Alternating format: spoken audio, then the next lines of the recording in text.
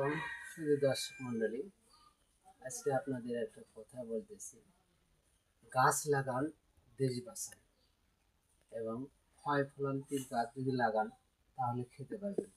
যেমন ধরেন, আমি একটা গাছ মাত্র 20 টাকা দিয়ে কিনছিলাম, 1 বছর হচ্ছে, 1 বছর একটু পার আছে, 1.5 বছর।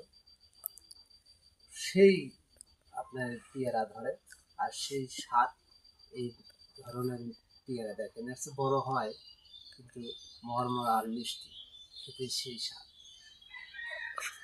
গাছটা দেখাও, মিষ্টি।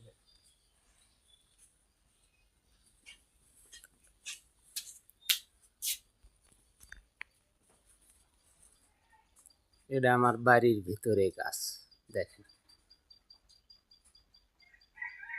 এই গাছটা 1.5 বছর বয়স হয়েছে, কিন্তু এটা হলো পেয়ারা, দেখেন।